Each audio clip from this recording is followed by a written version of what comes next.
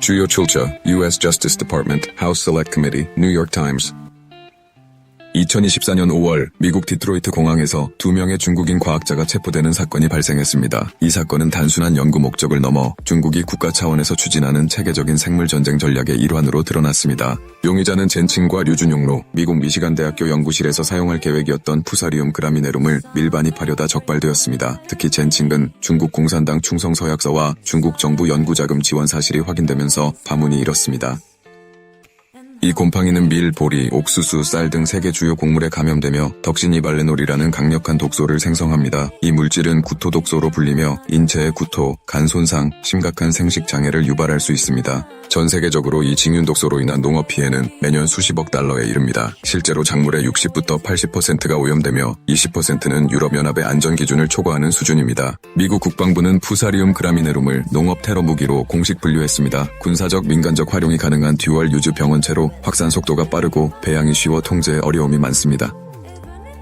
2023년 캘리포니아 리들리에서 전력 과다 사용을 수상하게 여긴 경찰이 수사에 착수했습니다. 그 결과 900마리의 유전자 조작 실험쥐와 5,000개 이상의 위험 병원체 샘플이 은밀히 보관된 불법 생물 실험실이 발견되었습니다. 운영자는 중국 국적의 캐나다 도피 수배자 구자베이였으며 실험실에는 HIV, 말라리아, 결핵, 코로나19는 물론 에볼라 라벨이 붙은 냉동고까지 있었습니다. 인간 면역 체계를 모방한 유전자 조작 생쥐까지 실험에 동원되어 그 위험성이 극대화됐습니다. 구자베이는 중국 국유기업 고위직 출신으로 군민융합 관련 기관과 연계된 인물이었습니다. 그는 중국 은행을 통해 수백만 달러를 지원받으며 조직적이고 체계적인 위협을 자행했습니다.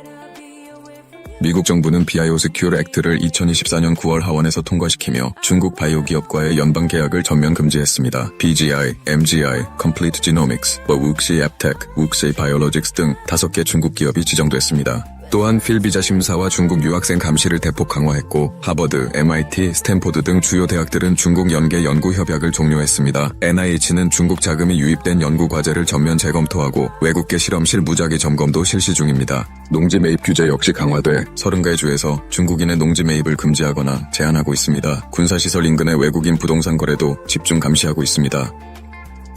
2024년 기준 중국인은 여의도 10배에 달하는 한국 토지를 소유하고 있으며 외국인 부동산 매입의 64.9%가 중국인 몫입니다. 하지만 생물안전 관련 규제는 거의 존재하지 않고 외국인 토지 매입도 농지를 제외하고는 전면 허용되는 실정입니다. 생물체 밀반입 감시 체계는 허술하며 중국 연구자와의 협력 프로그램 역시 보안 검증이 미흡합니다. 이로 인해 한국은 미국보다 더 취약한 상황에 놓여 있다는 우려가 커지고 있습니다. 이러한 문제에 대응하기 위해 외국인 토지 매입 규제법 강화와 생물안전법 개정이 시급합니다. 대학 연구실 보안 강화와 국가 차원의 생물보안 전담기구 설치도 절실합니다.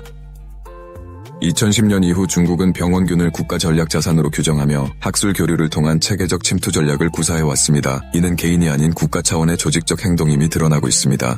이번 사건의 시점 역시 주목할 만합니다. 트럼프 2기 정부 출범과 맞물리며 중국과의 과학 교류 차단 명분을 제공하고 동맹국들의 경각심을 환기시키는 효과를 가져왔습니다.